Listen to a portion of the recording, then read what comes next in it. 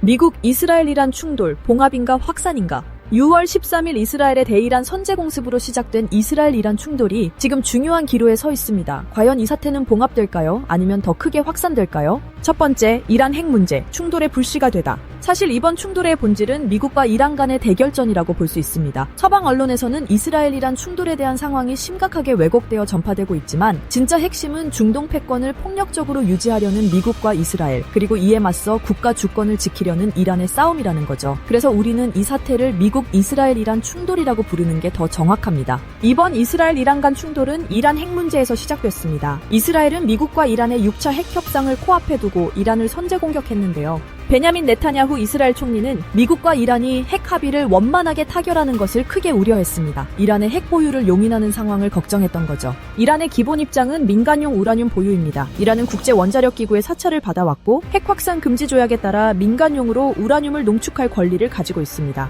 두 번째, 네타냐후의 두 가지 목표, 핵 인프라 제거와 정권 교체. 네타냐후 총리가 이번 이란전을 통해 이루고 싶어 하는 것은 크게 두 가지입니다. 첫 번째는 이란의 핵 인프라 제거입니다. IAEA에 따르면 이스라엘의 공습으로 이란 핵시설 일부가 손상된 것으로 확인됐는데요. IAEA는 고해상도 위성 이미지 분석 결과 이란의 나탄즈 지하 우라늄 농축시설 일부가 피해를 입었다고 밝혔습니다. 직접적인 공격은 아니지만 원심 분리기가 전력 공급이 끊기면서 심각하게 손상됐을 것으로 추정된다고 합니다. 특히 핵심은 깊은 산속 안반 아래 설치된 포르도 핵시설입니다. 이곳에는 60% 농도의 우라늄 408kg이 보관되어 있다고 알려져 있는데 이는 3주 만에 핵탄두 9개를 생산할 수 있는 양입니다. 프리드리히 메르츠 독일 총리는 17일 언론 인터뷰에서 이스라엘의 공습 결단에 최대한의 존중을 표할 수밖에 없다면서 이란의 핵무장을 막기 위해서는 미국이 군사 개입을 해야 한다고 촉구하기도 했습니다. 네타냐후가 이루고자 하는 또 하나는 이란 하메네이 제거를 통한 정권 교체입니다. 이스라엘은 1단계 공습에서 핵시설을 공격한 후 공습 범위를 이란의 에너지 시설과 정부 건물, 무기 제조 시설 인근 민간인 지역으로 넓혔습니다. 영국 일간 텔레그래프는 테헤란에서 하수관이 파열되고 자동차들이 잇따라 폭발했다고 전하며 이란 국민들을 이란 정부와 이간시키려는 이스라엘 정보기관의 공작 가능성을 제기했습니다. 도널드 트럼프 미국 대통령도 최근 테헤란 시민들은 테헤란에서 빠져나와야 한다는 글을 SNS에 올리기도 했습니다.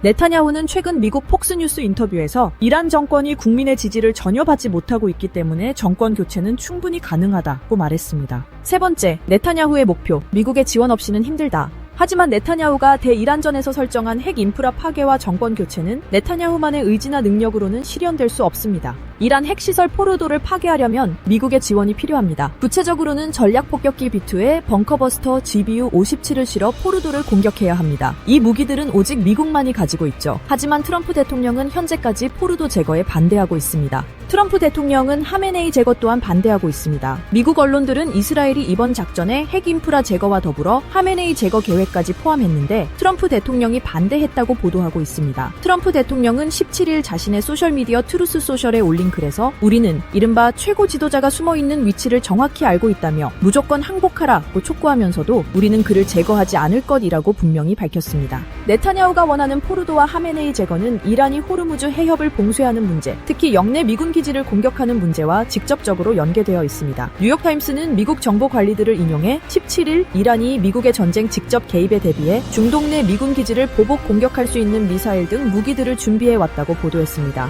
만약 미국이 이란의 포르도 핵시설을 공격하면 이란의 지원을 받는 후티 민병대가 홍해에서 선박 공격을 재개할 것이 거의 확실하다고 관리들은 말했습니다. 또한 이라크와 시리아의 친이란 민병대가 현지의 미군 기지 등 미국 시설을 공격할 것이라고도 예상했습니다. NYT가 인용한 이란 관리들도 미국이 군사적 개입을 할 경우 이라크 내 미군 기지를 시작으로 중동 내 미군 기지를 공격할 수 있다고 인정했습니다. 중동 지역 내 미군 주둔 규모는 4만 명에 이릅니다. 소식통들은 이란이 또한 호르무즈 해협에 수중 폭탄을 설치해서 미국 군함들의 이동을 차단하거나 제한하려는 전략을 사용할 수 있다고도 했습니다. 이 모든 것은 미국 이스라엘-이란 충돌의 확전이 곧 중동전이자 세계 3차 대전의 서곡이 될 수 있다는 것을 의미합니다. 트럼프 대통령이 네타냐후가 원하는 두 가지를 반대하는 결정적인 이유가 바로 이것입니다. 네 번째, 트럼프의 계산 이란의 비핵화.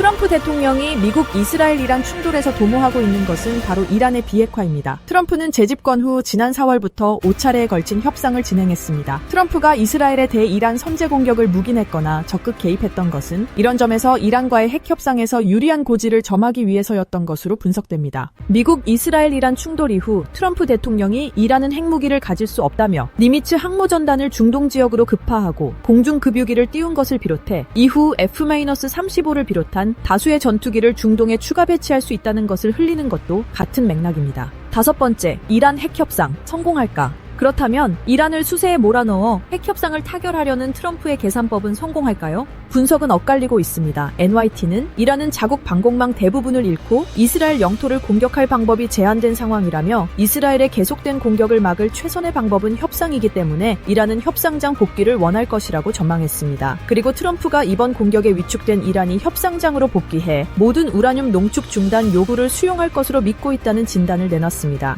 하지만 존스 홉킨스 국제관계대학원의 발리나스로 교수는 반대 의견을 내놨습니다. 그는 NYT에 이란은 농축을 포기하지 않을 것이라고 말했습니다. 이란이 곧바로 협상에 복귀해 농축을 포기하는 것은 항복으로 비춰 이란 내 반발을 불러올 수 있기 때문이라는 거죠. 세계는 지금 미국, 이스라엘, 이란의 충돌이 봉합될 것인지 아니면 더 크게 확전될 것인지에 대해 크게 긴장하며 깊게 주목하고 있습니다. 이 문제의식의 중심에는 세계 최대 핵 보유국인 미국이 이란의 핵 주권을 유린하고 있다는 점, 그리고 이란의 핵을 넘어 이란 정권까지 겨냥하는 네타냐후의 도박이 전쟁을 길게 끌면서 중동 전체 정세는 물론 더 나아가 전 세계를 혼돈에 빠뜨릴 수 있다는 우려가 자리 잡고 있습니다. 현재 미국, 이스라엘, 이란 충돌은 그야말로 일촉즉발의 상황에 놓여 있습니다. 이 사태가 단순히 지역 분쟁으로 끝날지 아니면 세계적인 파급 효과를 불러올 거대한 전쟁으로 번질지는 전적으로 주요 행위자들의 선택에 달려 있습니다. 국제사회는 이들의 결정을 숨죽이며 지켜보고 있으며 이번 충돌의 향방이 앞으로의 국제 질서에 지대한 영향을 미칠 것은 분명해 보입니다. 우리는 이 복잡한 상황의 전개를 더욱 예의주시해야 할 때입니다. 자주의 눈, 금주에 주목할 만한 정세였습니다. 감사합니다.